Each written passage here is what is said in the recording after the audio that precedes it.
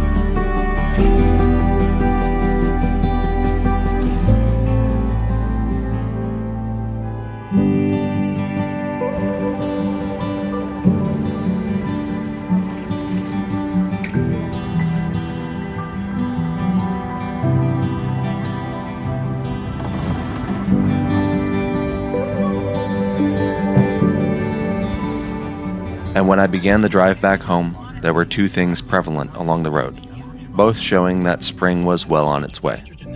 The first of which was balukume, a traditional Albanian cookie, most often associated with Dite e Verës, an Albanian holiday that falls on March 14th. The origin of the cookie is allegedly from Elbasan, and so when I drive through the city on my way back into the mountains of southeastern Albania, I see plenty. Every few meters there's another vendor with dozens of balukume piled high on a rickety table. Each one probably prepared slightly differently, but largely all the same.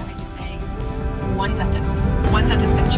That's all I need. If you want to do more, you go right ahead. But they do flesh out it's a little bit more. There's a visual. But it's really hinged on can you sell it? Yes. Really boil it down. And that forces the beach to And the second signal of spring is the trees. A few weeks ago, when I was driving from Gjirokastër, the hillsides were shining with the blossoming fruit trees. It always takes a bit longer for the higher elevations to get their share of the flowers, but they always come. And with that, a feeling of freshness and new beginnings. Hear more about getting it right than being right. It does not matter in that moment that your defense mechanisms come in, that you want to be right, that it hurts.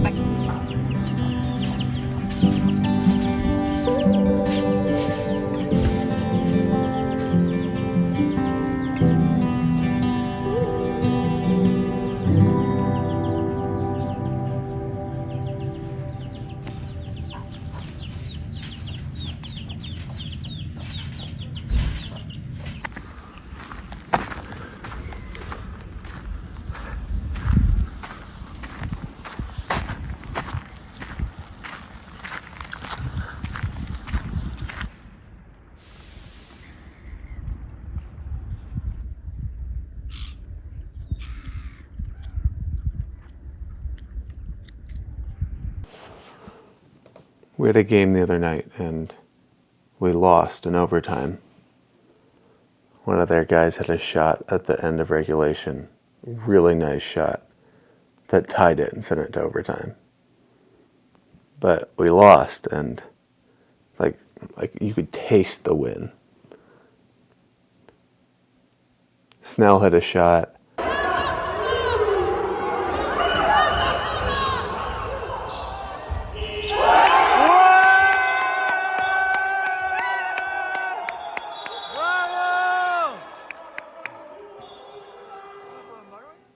We thought the buzzer went off. The refs added a second back onto the clock, and then their guy hit a shot with a second left. We thought like the emotional high and then just devastation of like, we just won a game. It would have been our first win. And now it's been a few days, and I've been trying to sleep for like 2 or 3 hours now. And I'm just sitting here just staring into the darkness, replaying every single play in my head, every missed shot, every missed rebound, every missed defensive assignment. All the little things, all the turnovers, every little thing that I did that I could have done better, that could have allowed us to win. Obviously, just one of those things wouldn't have necessarily meant we won, but it would have given us a better shot. And like at this time of night, like I'm just sitting in my own thoughts, and I'd really like to be sleeping, but like the part of me that wants to work so hard for any little thing is making it really, really difficult to be okay with that loss. Some of the others, okay, the other teams are just better. This one stings. And I'm talking about it here because, I mean, this is basically my diary. I needed to process some, and I like to process verbally, out loud. Ask the people that know me. I talk way too much when I'm trying to process things. But yeah, it sucks, and my sleeping has suffered because of it, which is also not fun. But what do we do? All I can do is put my head down and keep moving forward. We got another game this weekend, and so maybe things will look up from there. On the positive note, we're starting to click as a team, and that's important for us. So we've come a long way since the beginning of the season. We're not there yet. We thought we were. I thought we were. But we're not. Not yet. Okay. I guess I'll try to sleep again.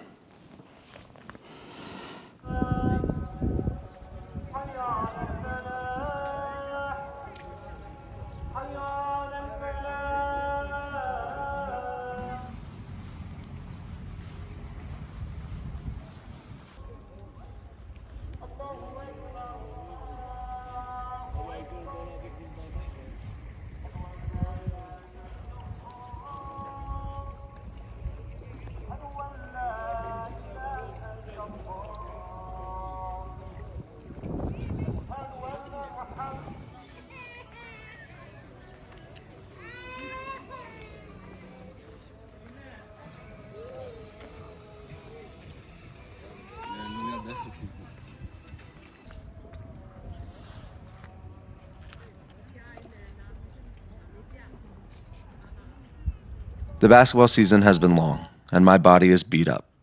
Despite only having one game a week, we have 5 practices every week, and I take longer to recover than I used to. I could feel my body breaking down, so I stopped going to the gym every day, trying to conserve my energy for basketball.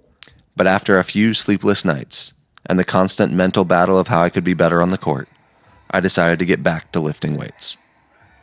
One of the biggest benefits of going to the gym is how much it helps with my mental health. I've gotten to a point where I am typically in a pretty good place mentally, but sometimes it helps to have that extra kick. And with the recent late nights, I hoped that it would tire me out and aid in my attempts to fall asleep.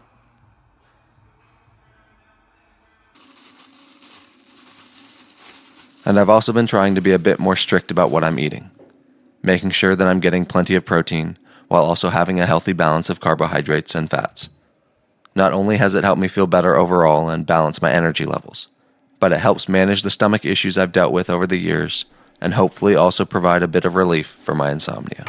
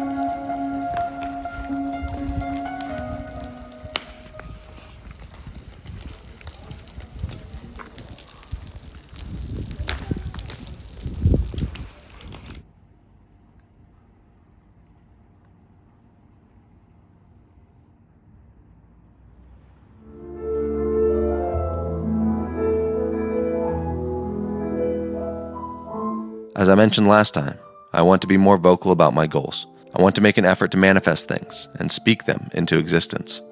If I don't talk about my dreams and desires, then it prevents anyone from knowing about them. I also mentioned that I want to focus on growing my independent income sources, so that I can slowly move away from needing a full-time job. Well, one of the ways I'm trying to do that is through Global Sketchwear. World class. Kristi didn't shoot it well on Monday night. It was 4 of 15 from the field. Global Sketchwear is an apparel line that I started over a year ago. I take images of places that are popular or relatively popular and make sketches of them kind of as a way to symbolize that there's still beauty even in the ordinary version of it. I'm working on new designs. My goal is to continue to do new designs. I'm working on one right now from Lynn. And if you'd like to see all of my designs and maybe order something, no pressure, but if you want to, head over to globalsketchwear.com. I'll leave a link in the description and you can see everything that's been completed until now. The days are getting longer, the sun is sitting higher in the sky, and the wind doesn't bite so hard. Winter has passed for the most part, and as the hills slowly turn green and the trees dress themselves again, I'm filled with a burning wanderlust. A desire to be out on adventures, exploring places I've never seen before, and revisiting others. I'll get there soon, but at this very moment, it's not possible. Until then, I'll take pleasure in the little things. The tiny flowers that pop up outside my front door that are often viewed as weeds. The sound of birds chirping in the trees even in the middle of the night. The warmth of the early spring sun on my face as it slightly burns my winter-skinned nose. Everyday life is a gift, if you choose to think of it that way, and there's magic in these ordinary moments.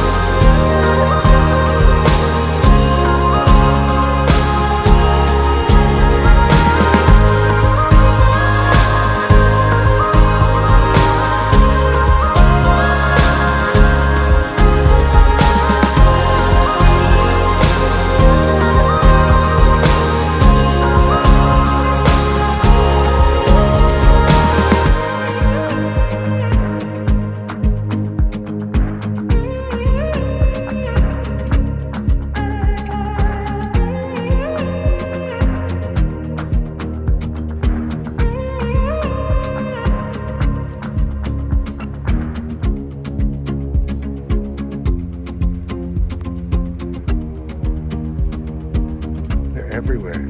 Oh, look. Daisies.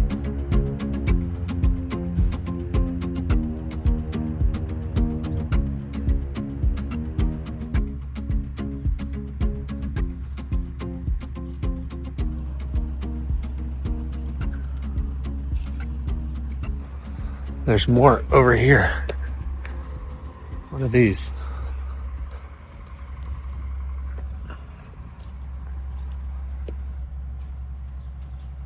Ah! Spring is coming, finally. We just need some leaves on the trees. We'll be good to go. All of these blue flowers, this is crazy. I love this. They're everywhere. Woo! Thanks for sticking with me. I'll be back soon.